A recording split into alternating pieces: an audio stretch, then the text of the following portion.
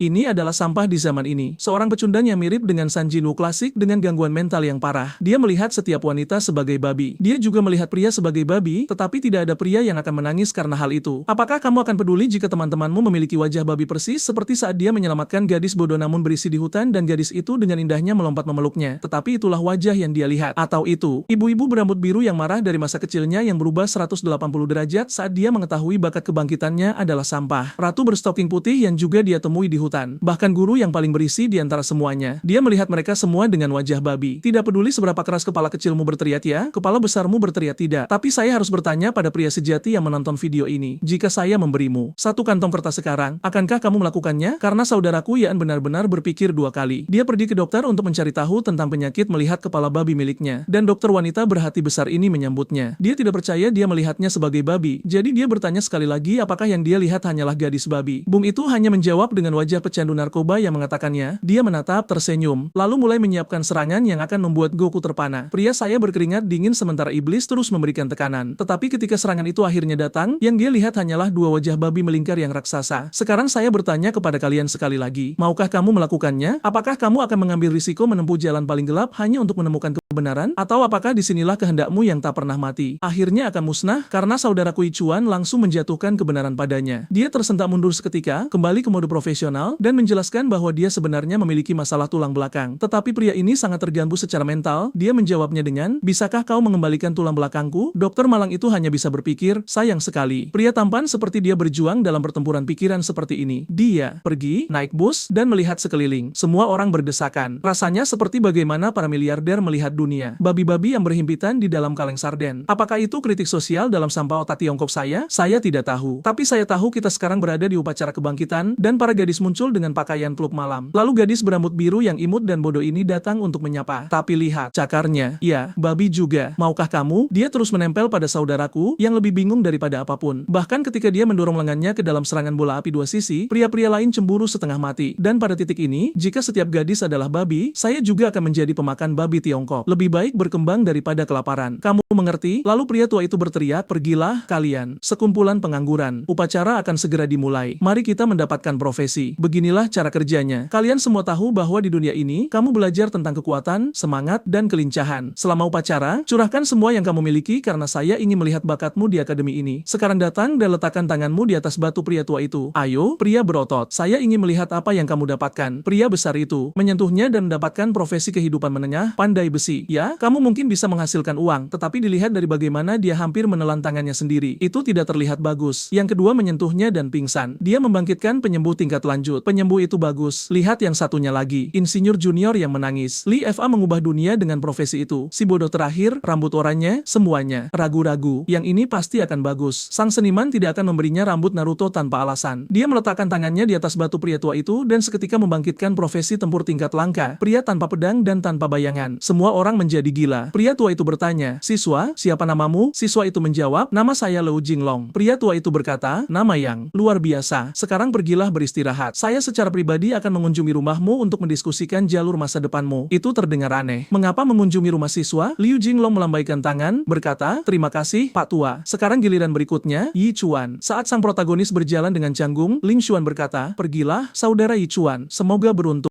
Direktur menatapnya sambil berpikir, pria ini agak gila, tapi atributnya sangat tinggi. Biasanya, seseorang seusianya memiliki 3 atribut gabungan, tetapi orang ini memiliki 10, yang lebih dari 3 kali lipat. Jadi saya punya harapan. Protagonis meletakkan tangannya di atas batu, energi mulai meluas, kilat di mana-mana. Semua orang terkejut, bertanya apa yang sedang terjadi. Direktur berteriak, itu cahaya keemasan. Asap memenuhi tempat itu dan protagonis berkata, apa-apaan ini? Dari energinya, itu sudah terlihat seperti tingkat dewa, tetapi yang muncul adalah profesi harian, pembantai babi ilahi. Dikatakan, ilahi setidaknya. Pria tua itu berhenti, pembantai babi. Semua orang mulai tertawa mengatakan itu tidak mungkin. Pasti ada kesalahan. Bagaimana bisa sebuah profesi bersifat ilahi namun tidak berguna? Kamu bahkan tidak bisa mengatakan anak itu beruntung meskipun dengan kebangkitan peringkat tinggi. Semua orang tertawa dan direktur merasa canggung. Saya telah menjadi direktur di sini selama bertahun-tahun dan ini adalah pertama kalinya saya melihat seseorang membangkitkan profesi tingkat dewa dan ternyata itu adalah pembantai babi yang tidak berguna. Jika itu ilahi, seharusnya pandai besi, penyembuh, atau alkemis. Dia bisa mengubah dunia. Seperti yang mereka katakan, semakin besar harapan, semakin besar kekecewaan. Saya pikir anak ini punya masa depan, tapi kebangkitan ini benar-benar sampah. Kemudian, saat dia hendak berbicara dengan protagonis, sesuatu terwujud di depannya. Itu adalah sistem lama lama yang baik berbicara kepada saya. Skill profesi Chuan, pembantai bulan darah, memberikan 50% lebih banyak kerusakan pada babi, dan untuk setiap babi yang dibunuh, bonus ini meningkat sebesar 1%. Babi juga memberikan setengah kerusakan padanya. Selain itu, pedang pembunuh. Dewa dapat menunjuk senjata apapun sebagai senjata pembunuh babi. Setiap babi yang dibunuh dengannya memberikan 0,1 atribut. Protagonis menatap tanpa sepenuhnya mengerti, tetapi satu hal menarik perhatiannya. Bonus 50% melawan babi. Mungkin menjadi gila tidak terlalu buruk. Dia mengatakan ini sambil menatap lautan babi yang menertawakannya. Dia meninggalkan panggung saat semua orang tertawa. Liu Jinglong berkata, saya pikir Akademi Qing Chang menghasilkan naga sejati, tapi ternyata hanya pembantai babi. Dasar idiot. Seorang penonton setuju, mengatakan, profesi yang sakit jiwa. Shu Lingshuan mendekat untuk berbicara. Seperti biasa, saya mengagumi seniman yang menggunakan sudut pandang rendah. Terima kasih. Dia berkata, tidak apa-apa, saudara. Yai Chuan. Oh, oke. Kamu tidak akan mengkhianati temanku, kan? Dia bahkan menepuk kepalanya. Kamu membangkitkan pembantai babi ilahi. Kamu pada dasarnya mengikuti jejak orang tuamu. Pria-pria itu seperti, sial, bajingan ini membangkitkan bakat yang aneh dan dia masih memiliki gadis yang menempel padanya. Dia tersipu, mengatakan, paman saya akan sangat senang dan ayahmu juga. Yi Chuan berkomentar bahwa gadis ini telah menjadi tetangganya sejak mereka masih kecil. Kedua orang tua mereka memiliki profesi gaya hidup dan berusaha untuk waktu yang lama agar mereka tetap dekat satu sama lain. Itulah mengapa mereka memiliki ikatan bertahun-tahun yang tidak dimengerti oleh siapapun di sana. Kemudian guru berkata, ayo, Ling Wan, giliranmu, saudari. Ye Tuan, sekarang giliranku untuk mengikuti ibuku atau mungkin ayahku dan aku ingin berdiri di sampingmu. Ye Tuan berkata, baiklah, kalau begitu silakan. Dia berjalan dan menampar tangannya ke atas batu besar. Tiba-tiba, seluruh langit berubah menjadi biru dan aura turun ke tengah arena. Mata gadis itu hampir keluar dan mulut direktur terbuka lebar. Apa yang muncul adalah profesi tempur tingkat legendaris, jiwa salju dari pedang fana. Direktur terkejut. Profesi tempur legendaris. Tunggu, orang tuanya memiliki bakat normal, jadi, ini pasti mutasi yang aneh. Dia sudah terlihat bangga dengan aura di sekelilingnya. Nada suara direktur berubah seketika. Oh, Ling Xuan, bakat yang luar biasa. Jika kamu butuh sesuatu, bicaralah pada akademi dan kami akan menyediakannya. Pandangannya benar-benar berbeda saat dia berjalan turun dengan tangan di pinggang. Gadis-gadis gosip sudah penasaran. Jadi, sekarang setelah Ling Xuan membangkitkan sesuatu yang lebih baik daripada Yuan, akankah dia tetap menempel padanya seperti sebelumnya? Teman di sebelahnya mengatakan dia meragukannya. Hal terpintar yang bisa dilakukan Ling Wan adalah menjauhkan diri dari pecundang seperti dia. Protagonis terjebak dalam mode tantangan mentalnya, memberi selamat kepada semua orang secara sarkastik. Kemudian ekspresinya berubah dan dia memanggil Yi Chuan. Saya akui ada beberapa kesalahpahaman di antara kita, tapi mulai sekarang, mari kita perjelas semuanya. Kita bukan lagi orang dari dunia yang sama. Protagonis melamun sementara Jinglong berkata, kamu kalah, idiot. Yi Chuan menjawab, baiklah, terima kasih. Dia berdeham. Yuan, berhentilah berpura-pura kamu baik-baik saja. Kamu hanya seorang pembantai babi. Kamu tidak akan pernah mencapai apapun dalam hidup, jadi berhentilah menyalahkanku. Dia memberikan pidato itu mencoba untuk menjadi imut dan kasar pada saat yang sama, tetapi protagonis hanya melihat babi berbicara tentang tujuan dan omong kosong. Dia tidak peduli dan berjalan pergi sambil berkata, akhirnya, satu kepala babi berkurang dalam hidupku. Itu saja, aku pergi. Jinglong berjalan mendekat bertanya pada Ling Xuan, apakah dia harus menunjukkan kenyataan kekuatan mereka. Dia tidak benar-benar merespons, terlihat bingung. Kemudian seseorang berteriak, memanggil Yi Chuan pembantai babi sampah. Protagonis mengabaikannya dan terus berjalan. Pria itu meraih lengannya, bertanya apakah dia tuli. Yi Chuan menatapnya dan pria itu hampir mengompol. Dia jatuh ketakutan, mengatakan untuk sesaat, aku merasa seperti babi yang akan disembelih. Semua orang di akademi mulai menertawakannya sementara temannya bertanya, apa yang terjadi? Mengapa kamu gemetar? Dia menjadi geram dan berteriak bahwa Yi Chuan tidak akan mengacau dengannya lagi dan melayangkan pukulan. Yuan tidak ragu dan memukul balik tinju demi tinju. Jari Jinglong patah dan dia berteriak kesakitan sementara semua orang bingung. Bagaimana mungkin pria dengan profesi tempur kalah dari seseorang yang membangkitkan pembantai babi? Yi Chuan berkata, jika saya harus membunuh babi, tentu saja tangan saya cukup kuat untuk memegang pisau, jadi itu masuk akal. Orang-orang mengatakan logika itu cukup masuk akal. Jinglong berteriak bahwa dia akan membunuhnya dan mengeluarkan pedangnya. Gadis-gadis paling jelek berteriak mengatakan dia mengeluarkan pedangnya. Semuanya berakhir. Dia menunjuk sambil berkata, saya menghindari mengeluarkan pedang hampa saya yang bisa memotong kabel baja sekalipun, tapi cukup, saya akan, kamu sekarang. Tiba-tiba, kepingan salju muncul, dan dia membeku di tempat. Dia menoleh ke belakang bertanya pada Ling Xuan mengapa dia membantunya. Dia menyuruhnya untuk berhenti sekarang. Dia tidak ingin melihat mereka bertarung begitu brutal demi dia. Kemudian dia berkata, Yuan, kamu harus menghadapi kenyataan. Kita bukan lagi dari dunia yang sama. Ini terakhir kalinya aku akan membantumu dan kamu bisa melihatnya sebagai hadiah atas semua yang kita bagi. Sekarang tinggalkan Akademi Qing Chang. Karena jika Jinglong menyerangmu lagi, aku tidak akan bisa membantu. Dia menguap sambil berkata, ini membosankan dan pergi. Semua orang bertanya-tanya mengapa dia tidak terlihat khawatir sama sekali. Dalam perjalanan pulang, pulang, dia berjalan dengan kepala tertunduk ketika seekor anjing jelek dengan pemilik yang lebih jelek muncul. Dia melihat dan baik anjing maupun wanita itu memiliki kepala babi. Dia berkata, "Nyonya, anjingmu menggigit celanaku dan menghalangi jalanku." Dia menyambar, berkata, "Apakah jalan ini milikmu?" Anak muda zaman sekarang tidak punya belas kasihan pada hewan. Dia menghela napas sambil berkata, "Baiklah, lagi pula aku ingin menguji sesuatu." Dia menendang anjing itu dan anjing itu mati. Dia berteriak tentang anjingnya. Sistem memberinya 1 poin kerusakan dan anjing itu pergi ke kehidupan berikutnya. Yuan mengatakan itu berhasil. Wanita itu menyerang,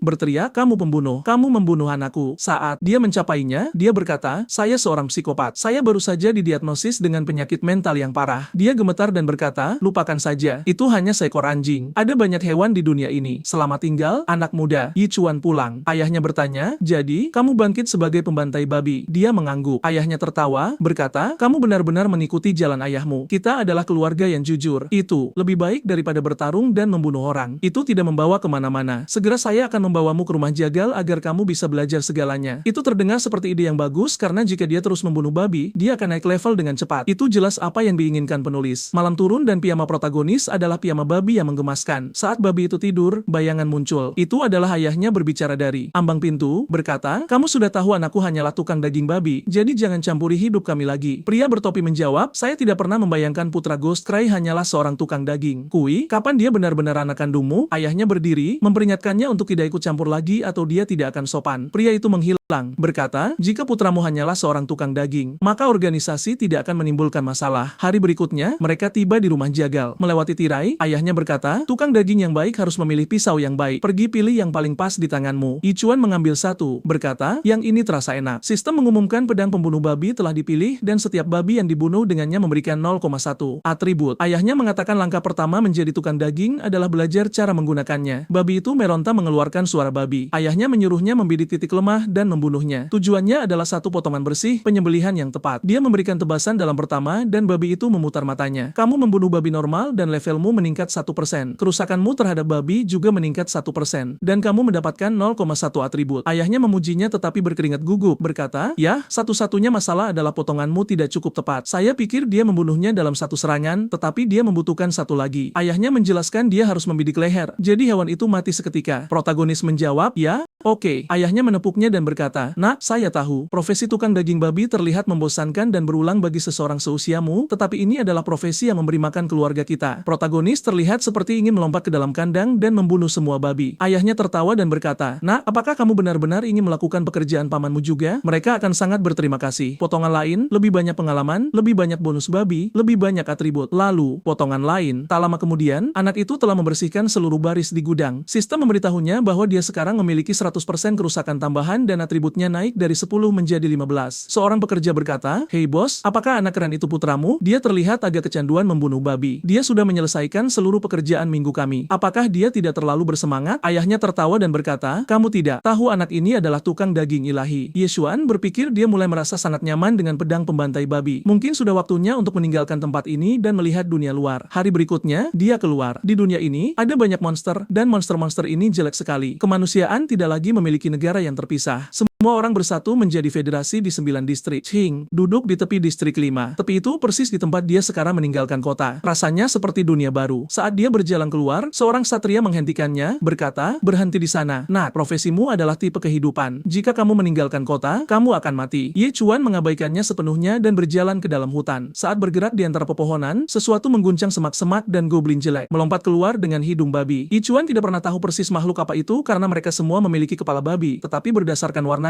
mungkin itu goblin. Pertama, dia menguji efek bayangan pembantai babi yang membuat musuh merasa terancam. Itu hanya berhasil pada babi. Goblin itu gemetar, satu tebasan ke leher. Satu lagi babi mati dan 5% pengalaman didapat. Dia menyadari dia bisa bertani makhluk apapun. Kemudian dia ingat seorang guru pernah berkata, "Jika kamu pernah melihat goblin, jangan pernah menurunkan kewaspadaanmu karena mereka bergerak dalam kelompok besar." Dikelilingi sekarang, dia memutuskan inilah saatnya untuk naik level dengan keras. Goblin menyerbunya berteriak dan dia menebas leher demi leher dengan pembantai babi miliknya. Yang terakhir gemetar ketakutan ketakutan sementara Yichuan berkata, "Ayo nak, kita baru saja mulai." Goblin itu lari, dan Yichuan mengikutinya ke gua goblin. Dia masuk dengan ekspresi psikopat. Jeritan goblin bergema dan segera semuanya mati di tanah. Bahkan pembantai goblin pun akan cemburu. Yichuan sekarang memiliki 25 atribut. Orang normal memiliki total 3, jadi dia terus naik level tanpa henti. Saat memeriksa statistiknya, dia mendengar sesuatu di belakangnya. Dia berbalik dan menendang pintu kayu. Di dalam, dia menemukan seorang wanita terikat tidak bisa bergerak. Seekor goblin di dekatnya meneriakkan susu. Dia menangis putus asa, berteriak minta tolong. Yichuan mengangkat parangnya dan menebas. Goblin-goblin itu mati dan tali-talinya jatuh. Semuanya terbuka, tapi dia berjongkok dan berkata, "Berhenti berteriak. Semua goblin sudah mati, idiot." Dia menyadari mereka mati dan menempel padanya, berterima kasih karena menyelamatkannya. Yichuan bertanya, "Siapa kamu? Saya tidak datang ke sini untuk menyelamatkanmu. Apakah kamu gila?" Mereka berjalan menyusuri koridor dan dia bertanya, "Apakah kamu membunuh semua goblin itu? Profesi tempurmu pasti luar biasa. Siapa namamu?" Yichuan terus berjalan, mengatakan namanya Yichuan, dan mereka keluar dari gua. Dia memberitahunya, "Pergilah ke sana dan kamu akan mencapai kota." Mereka berjalan melewati hutan, tetapi dia terus mengikutinya. Dia berbalik dan bertanya, "Mengapa kamu mengikutiku? Apakah kamu memata-matai goblin?" Dia berkata, "Logika macam apa itu? Jelas tidak. Aku hanya takut kembali sendirian." Yichuan berkata, "Baiklah, kalau begitu siapa namamu?" Penyakit mentalnya jelas memengaruhinya. Dia berkata, "Namanya Xianan. Ulang tahun ibunya beberapa hari lagi dan dia menginginkan bunga bulan darah sebagai hadiah, tetapi dia tidak pernah menyangka akan ditangkap oleh goblin. Dia menyarankan kesepakatan. Jika dia membantunya menemukan bunga itu, dia akan membuat pandai besi terbaik di Qinxiang menempanya pisau baru karena miliknya sudah usang." Yichuan mengabaikannya dan berkata, "Kamu tidak tahu betapa mahalnya membuat pisau. Berhenti berbohong, aku pergi, dan jika kamu tidak menghilang, aku akan memotongmu." Dia menjadi marah, berpikir dia adalah kecantikan yang hebat dan tidak percaya anak ini begitu dingin. Dia berkata, dia pasti punya sesuatu yang salah di kepalanya. Dia terus mengikuti dan berkata, "Kamu tidak tahu siapa ayahku. Namanya Xia Behik." Yichuan berhenti dan berpikir. Behik adalah salah satu dari 4 keluarga besar Qingqing dan Xia Bahai adalah master peringkat 9 yang hampir melampaui. Dia berbalik dan bertanya apakah dia serius. Jika itu ayahnya, maka bukan masalah untuk pisau tingkat atas. Dia menunjukkan jimat perlindungan keluarga sebagai bukti bahwa itu melindunginya dan itulah mengapa goblin bisa menangkapnya tetapi tidak bisa menyakitinya. Yichuan melangkah lebih dekat, memeriksanya dengan hati-hati, lalu melangkah mundur. Dia setuju untuk membantunya menemukan bunga itu dengan imbalan pisau berkualitas tinggi. Dia dengan senang hati setuju, dan mengeluarkan peta yang dia beli di tempat lain. Dia menunjukkan lokasi bunga bulan darah di dekat ular piton yang sangat berbahaya. Yichuan bertanya apakah ular piton raksasa seperti itu benar-benar ada. Dia bilangnya, dan bahkan dia memiliki murid peringkat 9 tidak bisa menanganinya. Yichuan mengatakan dia bersemangat untuk melihat ular piton yang sangat besar. Nan bertanya-tanya apakah dia bahkan mendengarkan, tapi dia membunuh seluruh gua goblin, jadi mungkin profesinya gila. Yichuan menyuruhnya memimpin jalan. Nanon merasa aneh. Dia merasa sangat bisa diandalkan dan sama sekali tidak bisa diandalkan pada saat yang sama. Itu menggambarkan dirinya dengan sempurna. Bersembunyi di semak-semak lebat, dia memperingatkannya bahwa itu adalah monster badak bertanduk dan dia tidak boleh memprovokasinya. Ketika menjadi marah, kekuatannya menyaingi peringkat ke-8. Murid, dia menyarankan untuk pergi dengan tenang. Yuan berdiri dan dia bertanya, "Apa yang kamu lakukan? Monster itu herbivora dan tidak akan menyerangmu." Yichuan. Namun, dia mengeluarkan pisau dan berkata, "Jika hari ini makan rumput, besok dia makan orang." Dia berpikir logika ini sama sekali tidak masuk akal, tetapi dia tetap menyerang. Parang keluar, urutan cepat ke kepala, leher, perut, dan itu selesai. Binatang itu jatuh mati. Darah menyemprot kemana-mana, dan Nanon bertanya, apakah itu benar-benar mati? Sistem memberitahunya bahwa bonus kerusakannya telah mencapai 122%. Satu-satunya masalah Yichuan sekarang adalah pisaunya sudah cukup usang. Dia bertanya, "Yuan, profesi apa yang kamu miliki?" Dia menjawab, "Itu hanya profesi harian yang normal. Saya seorang tukang daging." Dia menatap dan berkata, "Tidak mungkin seorang tukang daging bisa membunuh sesuatu seperti itu dalam satu serangan." Yichuan mengabaikannya, memotong tanduknya, dan berkata, "Nah, menurut saya itu hanya tua dan lemah. Itu sebabnya dia mati." Dia mengangguk dan berkata, "Baiklah, mari kita cepat dan temukan bunganya." Sambil berpikir, pasti ada sesuatu yang salah dengan anak ini. Mereka bergerak melewati hutan, dan di area lain, mereka bertemu dengan Direktur Ling Wan dan Lu Jinglong. Direktur berkata, "Pelatihan hari ini berjalan sangat baik. Saya bangga pada kalian semua." Jinglong terus menatap Ling Wan. Tiba-tiba, Direktur merasakan gerakan dan berkata, "Seseorang datang." Saat itulah mereka melihat Yuan dan Nan. Jinglong bertanya apa yang dia lakukan di sana. Yuan mengatakan dia hanya berjalan-jalan. Jinglong berpikir, "Apakah kamu pikir aku bodoh berjalan di hutan?" Gadis lain mencibir dan berkata, "Berjalan sepertinya lebih karena kamu tidak bisa melupakan Sister Ling Wan dan datang ke sini untuk memata-matai dia." Yichuan tidak bereaksi, tetapi dia melihat Ling Wan yang berwajah babi menatapnya, berkata, "Aku pikir aku sudah memperjelas bahwa kita hidup di dunia yang berbeda. Sekarang berhenti mengikutiku." Jinglongs. Dia bertanya pada Yuan bagaimana dia berani muncul lagi, dan menghunus pedangnya, berkata, "Sekarang kamu akan menyesalinya." Seseorang berteriak, "Oh tidak, dia menghunus pedang peringkat kuning." Apa yang bisa Yuan lakukan sekarang? Direktur terkesan, mengatakan Jinglong mencapai murid peringkat keempat hanya dalam beberapa hari dan bahkan memiliki pedang spiritual. Anak ini punya masa depan. Ling Xuan berdiri dengan tangan di pinggang, mengatakan dia tidak akan membantu kali ini karena dia sudah memperingatkannya. Nanon berbisik, bertanya mengapa orang-orang ini begitu membencinya. Yi Chuan mengabaikannya dan bertanya berapa harga senjata spiritual. Dia mengatakan jauh lebih dari 100.000 dan bahwa dia harus fokus untuk bertahan hidup sekarang. Jinglong marah, berkata, terakhir kali bajingan ini mencuri perhatian, tapi kali ini akan berbeda. Dia menyerang dan Yi Chuan dengan tenang memblokir dengan pisau kecilnya. Direktur terkejut sementara Jinglong berteriak bahwa dia akan menunjukkan kekuatan yang sebenarnya dan menghancurkan pisaunya. Jinglong tertawa dan mengejeknya dengan mengatakan, kamu pikir profesi pembantai babi milikmu bisa melakukan apa saja? Direktur berpikir pedang biasa tidak bisa menahan pedang spiritual. Yi Chuan seharusnya tidak memprovokasi dia. Dia mempertimbangkan untuk menghentikan pertarungan. Yi Chuan membuang pisau yang rusak dan berkata, saya tidak butuh itu untuk berurusan denganmu. Jinglong menyambar dan menyerang lagi. Yi Chuan melangkah masuk dan memukul perutnya dengan keras, membuatnya terbang. Jinglong pingsan sementara teman-temannya bergegas membantu. Dia terus mengatakan dia baik-baik saja sambil berpikir, mengapa saya hampir pingsan karena satu pukulan? Direktur bertanya, Yuan, apakah kamu sudah mencapai level murid 7? Yi Chuan mengabaikannya, mengambil pedang spiritual, dan melihatnya, berkata, yang ini terlihat bagus. Seseorang berbisik, kamu benar-benar, menurutmu dia naik level sebanyak itu? Bahkan Ling Wan dengan bakat legendaris pun tidak sekuat itu. Sang direktur menjelaskan, itu mungkin saja karena profesi hidup dan profesi tempur naik level dengan cara yang berbeda. Profesi tempur butuh latihan keras di pertempuran nyata, jadi pertumbuhannya lambat di awal tapi melesat kemudian. Profesi hidup bisa fokus sepenuhnya pada pekerjaan mereka, seperti menempa atau menyembelih, jadi naik level lebih mudah di awal. Yi Chuan mungkin membantai babi tanpa henti. Ling Wan mengeluh bahwa dia hanya mengandalkan status dasar dan itu tidak adil. Direktur menyuruhnya tenang, menjelaskan bahwa setiap kali Wan naik level, jumlah yang dibutuhkan berlipat ganda, jadi akhirnya dia akan butuh jumlah yang mustahil sementara profesi tempur akan melampauinya. Seorang murid bertanya, jadi, maksudmu pria yang mengalahkan Jinglong hari ini akan segera didominasi? Direktur menjawab, tepat sekali. Yi Chuan mengangguk sambil berkata, ya, kalian benar. Terima kasih semuanya. Aku pergi sekarang. Ling Xuan memanggil, bertanya mengapa dia membantai babi mati-matian hanya untuk pamer dan berkata dia diterima di Akademi Skydome sambil terus mengoceh. Yuan tampak lelah seperti Saitama. Nanon menyela, mengatakan sudah cukup, dia tidak akan menonton ini lagi. Dia menjelaskan Yi Chuan membantunya mencari bunga bulan darah dan pertemuan mereka murni kebetulan. Gadis-gadis berbisik bahwa gadis lain tertarik pada Yi Chuan sekarang karena Ling Wan tidak. Seseorang bercanda bahwa bakat aslinya adalah memikat wanita. Nanon menampar mereka dengan keras dan bahkan tidak sengaja memukul sang direktur. Dia bertanya, mengapa? Aku kena tampar juga? Aku tidak bilang apa-apa. Yuan menonton sambil berpikir, wow, yang ini juga gila. Ling Xuan marah, bertanya apakah dia benar-benar berani melakukan itu dan mulai mengancamnya. Nanon mengeluarkan lambang keluarganya dan berkata dia menunggu mereka menyentuhnya. Direktur panik dan menyuruh Ling Xuan jangan bergerak. Sekarang masuk akal, gadis ini dari keluarga Xia. Dia segera bertanya, apa yang membawa Nona Xia ke hutan ini? Nanon berkata itu tidak penting. Dia pergi kemanapun dia mau dan menambahkan bahwa murid akademinya jelas di bawah standar. Direktur setuju dengan canggung dan berjanji akan meninjau penerimaan serta mendisiplinkan semua orang. Dia menuntut Ling Xuan meminta maaf pada Yi Chuan. Ling Xuan terpana, bertanya-tanya mengapa gadis keluarga Xia memihaknya. Lucu bagaimana? Keadaan berbalik sekarang setelah bocah itu sukses. Dia tidak bisa menerimanya dan itu terasa lebih sakit. Direktur angkat bicara dan berkata, Ling Wan, tolong minta maaf pada pemuda itu. Sejujurnya, kupikir dia akan membuat keributan, tapi dia hanya memalingkan wajah dan berkata, maaf, Yi Chuan. Namun dari sudut matanya, dia jelas sedang merencanakan sesuatu. Keluarga Xia, tunggu saja apa yang akan terjadi. Selanjutnya, Yi Chuan mengedikkan bahu dan berkata, terserahlah. Lalu menambahkan, ya, aku benar-benar harus pergi atau aku akan ketinggalan bus. Jinglong tiba-tiba berteriak, hei bocah, kau mengambil sabre spiritualku. Yi Chuan sudah berjalan pergi sambil memegang sabre itu seolah tidak ada yang sadar. Dia benar-benar mencurinya secara terang-terangan, lalu berkata, baiklah, jika kau ingin kembali, ambil saja dari tanganku. Dan terus berjalan. Jinglong berteriak bahwa dia akan membalas dendam. Adegan beralih lebih dalam ke hutan. Nanon mengeluarkan peta hangat dan berkata area ini seharusnya dekat dengan tempat tinggal piton, jadi mereka harus berhati-hati. Karena Yi Chuan berganti pisau, yang baru ini sudah ditetapkan sebagai bilah pembantai. Jadi sekarang dia mendapatkan 0,2 atribut per pembunuhan. Nan mengeluarkan beberapa bola bercahaya. Yi Chuan bertanya apa itu. Dia menjelaskan dengan malu-malu bahwa itu adalah mutiara petir api. Bahkan seseorang di ranah tinggi akan terluka parah jika terkena satu saja. Yi Chuan mengangguk dan berkata, paham, lalu melompat menyeberang dan segera menemukan bunganya. Ternyata ada beberapa. Ekspresinya berubah karena sang piton ada tepat di sana. Dia merasa ada yang mengawasinya dan saat menoleh ke belakang, itu adalah ular berkepala babi. Dia berkata dengan tenang, hei ular, santai saja. Aku hanya mengambil bunga dan pergi. Ular itu ragu-ragu dan Yi Chuan mulai mundur sambil berkata, terima Terima kasih, ular. Aku pergi sekarang. Dah, dia melihat ke arah Nanon yang panik dan melemparkan mutiara. Itu meledak di kepala piton dan Yi Chuan terlempar. Piton itu tampak terluka tapi tidak mati. Ia merayap lepas dan tampak jatuh dari tebing. Yi Chuan menyodorkan bunga itu dan berkata, "Ini untukmu." Dia berteriak kegirangan, berkata, "Ini bunga kristal darah. Terima kasih banyak." Dia bertanya untuk apa itu, dan dia menjelaskan itu memperlambat penuaan. Jika dia punya bunga kristal kembar, itu bisa memberikan kemudahan abadi. Yi Chuan berpikir ibunya pasti akan menyukai sesuatu seperti itu. Dia melompat kembali dan Nan mengira dia mengambil satu lagi untuk dirinya. Dia tersenyum, mengira Yi Chuan akhirnya jatuh hati pada pesonanya. Sebaliknya, dia mengisi tasnya dan tiba-tiba raungan lain terdengar saat piton itu kembali. Nan tidak percaya makhluk itu selamat. Dari jauh, Yuan berteriak, "Lempar satu lagi." Dia balas berteriak bahwa ayahnya hanya memberinya 2, jadi sudah habis. Ular itu mendekat dan ekspresi Yuan berubah. Dia mengaktifkan ancaman. Tukang daging dan piton itu tampak seperti daging di atas meja. Yi Chuan tiba-tiba melompat menjauh dan berteriak, "Mereka harus lari." Dia menyambar Nanon yang berkata dia tidak perlu mengambil risiko hanya demi bunga. Dia menjawab, "Yang ini untuk ibuku." Piton itu menerjang dan membuka rahangnya. Nan menjerit mereka tidak bisa lolos. Yi Chuan melemparkannya seperti karung dan ular itu menggigit. Dia menjerit memanggil namanya. Sang. Ular mencoba menelannya juga ketika tiba-tiba sebuah bilah menebas dari dalam keluar. Kepalanya jatuh dan Yi Chuan melangkah keluar bersimbah darah. Nanon berlari dan memeluknya, berterima kasih pada surga, lalu mengeluh bahwa baunya mengerikan. Yi Chuan mengabaikannya. Bonusnya meningkat lagi dan dia mendapat 80% pengalaman dari membunuh piton. Dia mencapai peringkat magang 8 dan mendekati 9. Kemudian, mereka sampai di gerbang kota di mana orang-orang menunggu. Keluarganya bergegas mendekat dengan cemas, mengatakan dia membuat mereka takut setengah mati. Nanon dengan gembira menunjukkan bunga itu, berkata itu untuk ibu. Ayahnya berkata dia bisa saja mengirim pelayan dan tidak perlu meninggalkan kota. Saat dia mencoba menjelaskan, Yuan melangkah maju. Pria itu bertanya siapa dia. Yi Chuan memperkenalkan diri dan berkata profesinya adalah pembantai babi. Pria itu bingung karena bunga itu tumbuh di dekat piton besar dan bertanya-tanya mengapa dia membawa orang yang tidak berguna. Dia bertanya apakah Yi Chuan bertarung, yang mana tidak masuk akal. Tetap saja, dia berterima kasih dan menawarkan cincin senilai 200.000 sebagai hadiah. Yi Chuan mendorongnya kembali dan berkata, "Tidak, buatkan aku pisau daging." Pria itu terpana, menawarkan uang sebanyak itu, dan bocah itu malah minta pisau. Nan menjelaskan, Yi Chuan menginginkan pandai besi terbaik untuk menempa bilah pembantai. Pria itu setuju dan berkata dia harus pulang dulu. Dia mengucapkan selamat tinggal sambil merona. Pria itu memperingatkan Yi Chuan jangan punya ide tidak pantas padanya. Yi Chuan mengira dia hanyalah kepala babi lainnya, jadi dia tidak peduli. Dia bilang dia hanya ingin senjata spiritual. Pria itu mengangguk dan berkata ada pandai besi di kota dengan ikatan kuat pada keluarga mereka dan berjanji dia akan mendapatkan senjata hebat. Adegan beralih ke hutan di mana seseorang mendekati piton yang mati. Seorang wanita iblis kurus muncul dengan geram, mengatakan bajingan itu membunuh hewan peliharaan rohnya dan mencuri herbalnya. Dia menghafal aromanya dan bersumpah dia tidak akan lolos. Kembali ke kota, Yi Chuan memasuki toko material. Dia bilang ingin menjual material monster. Petugas mengejek, bertanya bagaimana bocah kurus mendapatkan tanduk itu dan menawarkan 10.000. Yi Chuan berpikir membunuh babi memberinya 100, jadi ini setara 100 babi, dan itu terdengar bagus. Dia melihat sekeliling dan bertanya tentang sepotong zirah. Petugas memuji seleranya dan menjelaskan itu adalah zirah sisik dari ular api dengan pertahanan hebat serta tahan panas dan dingin, tapi harganya 150.000. Yuan membeku dan berkata, "Bagaimana? Aku bisa membeli sesuatu yang semahal itu sebagai tukang jagal babi?" Wanita itu menatapnya dan berkata, "Bocah jagal, apa yang kau bicarakan?" Dia membanting bilah spiritual ke konter dan bertanya, "Maukah kau menukar zirah itu dengan ini?" Dia melompat kaget dan segera membantunya mengenakan zirah tersebut. Dia berkata, "Anakku, kesepakatan yang sempurna. Jangan khawatir, aku tidak akan menagihmu koin tambahan. Zirah ini tampak luar biasa padamu." Di dalam hati dia berpikir, bocah ini pasti kaya raya. Jika aku merayunya, aku tidak akan khawatir lagi. Dia terus sibuk mengurusnya, mengatakan, layanan seperti ini biasanya seharga 10.000, tapi karena dia muda dan tampan, dia akan membantu gratis. Menjauhlah darinya, wanita babi. Dia bertanya, profesi apa yang dimiliki pemuda berbakat sepertimu? Dia menjawab, pembantai babi. Ekspresinya membeku dan dia berkata, itu bukan profesi tempur, kan? Adegan berganti ke protagonis yang tiba di rumah dan berkata, "Ibu, ini untukmu." Ibunya tersentak dan berkata, "Putraku, ini bunga kristal darah. Bagaimana kau mendapatkannya?" Yi Chuan, "Apa kau mencuri dari orang di jalan?" Dia dengan canggung berkata, "Tidak, Bu. Aku pergi keluar kota. Ada ular besar yang sudah tergeletak mati di sana, jadi aku mengambilnya saja dan membawanya pulang." Ibunya tertawa dan memperingatkan bahwa alam liar itu berbahaya, dan jika sesuatu terjadi, bagaimana keluarga tukang jagal babi sederhana bisa mengatasinya? Dia menyuruhnya ingat bahwa mereka adalah tukang jagal dan jangan mengambil risiko. Dia setuju. Sang ayah tampak bangga dan berkata, "Itu putraku." Tiba-tiba, seseorang menuntut Yi Chuan keluar. Sekarang, ayah melihat keluar bertanya siapa itu. Ternyata ayah Jinglong. Dia menuduh Yi Chuan mencuri sabre spiritual putranya. Yuan bingung dan berkata, "Saudara Liu, pasti ada kesalahpahaman. Mereka adalah teman masa kecil dulu, tapi menjauh, dan Liu sekarang sangat berpengaruh." Sang ayah bersikeras putranya hanyalah tukang jagal sederhana dan tidak mungkin mencuri senjata spiritual dari pendekar seperti Jinglong. Jinglong berteriak bahwa Yi Chuan mencuri senjatanya. Liu menjadi dingin dan menuduh ayah Yi Chuan berbohong dan salah mendidik anak. Dia bilang direktur sudah mengonfirmasinya dan menuntut ayahnya bertanya pada putranya. Ayah bertanya pada Yi Chuan apa yang terjadi. Yi Chuan berkata orang itu mencoba membunuhku dengan sabre, jadi mengambilnya saja sudah cukup baik hati. Jinglong berbohong mengatakan mereka hanya berlatih dan Yi Chuan tiba-tiba mencurinya. Liu memerintahkan Yi Chuan menunjukkan rasa hormat dan mengembalikan sabre itu. Yi Chuan menjawab bahwa dia sudah menjualnya. Semua orang membeku. Ayah panik bertanya apa yang telah dilakukan putranya. Liu meledak dan menuntut kompensasi 1 juta. Ayah berkata senjata spiritual tingkat rendah paling banyak bernilai 200.000. Liu melotot dan berkata dia tidak di sini untuk bernegosiasi. Yi Chuan bersiap untuk bertarung, tapi ayahnya menghentikannya dan setuju untuk membayar meskipun butuh waktu. Liu memperingatkannya untuk mengajar sopan santun pada putranya dan memberi waktu setengah bulan sebelum konsekuensi datang. Dia pergi sementara Jinglong mengancam Yi Chuan. Kemudian, keluarga mendiskusikan apa yang harus dilakukan. Sang ibu menyarankan memohon ampun pada Liu. Ayah berencana membawakan daging babi sebagai permintaan maaf. Yi Chuan melangkah maju dan berkata, "Jangan khawatir, aku akan menanganinya." Ayah memberitahunya bahwa itu bukan salahnya dan hanya memintanya menghindari masalah dan selalu menceritakan segalanya pada mereka. Yi Chuan malah berpikir untuk menjadi lebih kuat dan mendapatkan senjata spiritual. Pikirannya benar-benar tidak bekerja normal. Ibu bertanya apakah dia menyembunyikan hal lain dan bagaimana tukang jagal sederhana mendapatkan bunga berharga. Yuan menghela napas dan berkata dia tidak bisa menyembunyikannya selamanya. Dia memberitahu mereka bahwa dia tidak normal secara mental. Mereka bertanya apa maksudnya. Ibu dengan canggung bertanya apakah dia tidak menyukai wanita. Dia menenangkan bahwa keluarga mereka berpikiran terbuka dan akan mendukungnya apapun yang terjadi. Ayah setuju dengan antusias. Keluarga ini benar-benar tidak waras. Yi Chuan segera mengklarifikasi bahwa dia suka wanita dan bukan pria, tapi secara mental dia tidak normal. Dia menjelaskan bahwa setiap orang yang dia lihat tampak seperti babi. Orang tuanya menatapnya dan bahkan mereka tampak seperti babi sekarang. Ayahnya tiba-tiba menyadari bahwa jika dia melihat semua makhluk sebagai babi, maka bakat jagalnya bekerja pada mereka. Yi Chuan mengonfirmasinya. Ibu menyadari ini berarti dia secara efektif memiliki profesi tempur. Ayah setuju dan berkata itu masuk akal. Dia menyuruh Yi Chuan ikut dengannya dan mempelajari teknik yang nyata. Adegan beralih ke hutan di malam hari. Ayah berkata dia telah menyembelih babi selama bertahun-tahun dan menyempurnakan tekniknya dan hari ini dia akan mewariskan segalanya. Jika seseorang datang untuk mengambil nyawanya, dia harus bisa membela diri. Yi Chuan bertanya mengapa dia mengajarinya setelah dia menyebabkan begitu banyak masalah hutan. Ayah berkata 1 juta tidak ada artinya dibanding keselamatan putranya. Dia menjelaskan bahwa kebenaran terbesar itu sederhana dan menjadi tukang jagal bukanlah pengecualian. Dia menyuruh Yi Chuan memperhatikan baik-baik karena dia hanya akan mengajarkan 3 tebasan. Dia fokus, mengangkat bilahnya, dan menebas, menyebabkan gunung terbelah dan cahaya bulan menyinari ruang itu sendiri. Yi Chuan terpana, mengira ayahnya gila kuatnya. Sang ayah menamai tebasan pertama, bintang jatuh. Dia melompat dan menebas secara horizontal, merobek rembulan, menyebutnya bulan jatuh. Yi Chuan bertanya bagaimana ini mungkin. Ayah menjelaskan itu hanya distorsi spasial. Dia kemudian melakukan tebasan ketiga, melesat ke atas dalam ledakan membara, menerangi langit, dan menyebutnya pelahap matahari. Yi Chuan bertanya apakah dia benar-benar menggunakan ini untuk membunuh babi dan bertanya-tanya apakah babi-babi itu makhluk celestial. Ayah berkata dia belum perlu mengerti dan akan belajar seiring waktu. Yi Chuan menyadari ada alasan mengapa dia harus mempelajari ini. Ayah lalu bertanya, di mana pisaumu? Nak, jika kau tidak punya, pakai milikku dulu. Sang protagonis menyambarnya, tapi benda itu sangat berat dan bahkan dengan kekuatan yang ditingkatkan, dia jatuh rata di tanah. Ayah berbalik, berkata, pergilah, nak, berlatihlah. Aku mau tidur lagi. Bocah itu shock, berpikir, ya Tuhan, ayahku membunuh babi dengan sesuatu seberat ini. Dia mengangkat bilahnya, mencoba jurus bintang. Boom, jatuh lagi seperti orang bodoh. Dia terus berlatih sementara ayahnya menonton sambil mendesah, berkata, bocah konyol. Suatu hari saat kau mencapai peringkat kaisar, kau akan tahu bahwa 3 jurus ini bisa membunuh bahkan makhluk celestial. Bab selanjutnya, bocah itu melempar belati ke atas. Tebasan bulan lalu tumbang kelelahan. Tapi dia teringat Liu yang mengancam ayahnya. Dia memaksa dirinya berdiri lagi, bintang jatuh, dan kali ini berhasil. Tanah hancur, burung-burung berhamburan, dan dia tersenyum melihat tanah yang luluh lantak. Dia telah mempelajari skill baru bintang jatuh. Adegan beralih ke rumah sakit. Protagonis berada di tempat tidur dan ibunya bertanya, dokter, apakah putraku baik-baik saja? Dokter babi kecil 3 bilang dia baik-baik saja tapi pingsan karena kelelahan. Dia telah berlatih dengan intens. Ibu sangat marah mengatakan ayah yang terkutuk itu melatih bocah itu sampai pingsan. Dia akan memberinya pelajaran saat pulang nanti. Dia juga heran mengapa perawat itu merona merah. Dokter menjelaskan bahwa karena asam latat yang menumpuk, bocah itu melakukan setidaknya 1000 squat, 1000 push up, dan banyak latihan lainnya, serta berlari hampir 100 km. Ibu bilang itu tidak masuk akal. Tidak ada manusia yang bisa melakukan itu dalam satu malam. Dokter mengakui itu sulit dipercaya, tapi kondisi mental Yi Chuan berbeda. Ibu badai keluar dengan lebih marah, mengatakan akan membunuh pria itu. Dokter berpikir orang normal manapun akan mati karena latihan sebanyak itu. Dia bahkan bercanda bahwa butuh 1 lawan 1 sepanjang malam, tapi bocah itu sudah pergi. Yuan sudah di luar berkata, aku benar-benar membakar banyak energi. Jurus itu berbahaya. Aku harus mengambil pisau itu dari Jiao. Di tempat lain di kota, dia tiba di Steelheart Forge. Seorang manusia babi berjenggot, Master Texan, tampak bingung dan bertanya, apakah kau Yi Chuan? Yi Chuan mengangguk. Texan berkata, bagus kalau begitu, tunggu, Master Xiao memberitahuku segalanya. Aku bekerja semalaman untuk menempa bilah yang sempurna, tapi kau hanyalah tukang jagal babi. Aku tidak pernah membayangkan keluarga Xia akan membayar mahal untuk ini. Apa kau anak haram mereka? Yuan meraih pisau itu, tapi Texan menghentikannya dan berkata, sabar, bilah ini ditempa dari baja dingin 1000 tahun. Butuh 49 hari untuk menyiapkannya. Ia mengenali pemiliknya. Jika kekuatanmu tidak cukup, kau bahkan tidak akan bisa mengangkatnya. Yi Chuan tidak mengatakan apa-apa. Meraih bilahnya dan mencabutnya, membuat Tyson terkejut. Yi Chuan melihatnya dan berkata, wow, ini jauh lebih ringan dari bilah ayahku. Tyson terpana, bertanya, bagaimana dia mengangkatnya begitu mudah? Yi Chuan bertanya, siapa namanya? Tyson berkata, belum ada namanya. Jadi kau yang beri nama. Yi Chuan berpikir dan berkata, Dragon Slayer. Tyson tertawa, berkata, nama itu klise. Sejuta senjata menggunakannya. Yi Chuan tidak peduli dan sudah pergi dengan semangat untuk mengujinya. Dia harus keluar dari peringkat amatir dengan cepat untuk menghadapi Liu. Di gerbang kota, orang-orang mengeluh bahwa monster kuat ada di mana-mana dan berbahaya hanya 10 langkah keluar. Yuan mendengar ini dan matanya berbinar, berpikir ada hal-hal hebat untuk dibunuh. Di hutan, dia merasa diawasi, tapi terus berjalan. Tiba-tiba, sebuah pisau terbang dari belakang, tapi dia menghindar ke samping. Dia berbalik dan melihat bandit kelas Tri, magang peringkat 9. Seseorang berteriak, kau gila menghindari serangan rahasiaku? Yang gemuk setuju, berkata, Li Xing benar. Orang ini berani meninggalkan kota dan ingin mati. Mereka dikirim oleh ayah. Jing Long. Yi Chuan menyentuh bilahnya dan sistematif. Dengan bilah baru ini, dia mendapatkan 0,3 atribut per pembunuhan. Dia tersenyum dan berkata, jadi, siapa yang ingin bertemu Dragon Slayer? Mereka bertanya nama apa itu dan dia mengulanginya. Mereka tertawa terbahak-bahak, mengatakan dia pikir dia adalah pahlawan legendaris. Mereka menertawakan orang yang salah karena Yi Chuan tertawa lebih keras, berkata, tidak, aku bukan pahlawan. Aku hanyalah tukang jagal yang sedang menguji pisau baru. Seseorang mencoba bicara, tapi Yi Chuan melangkah maju dan menebas lehernya. Kau membunuh seekor babi, mendapatkan 1%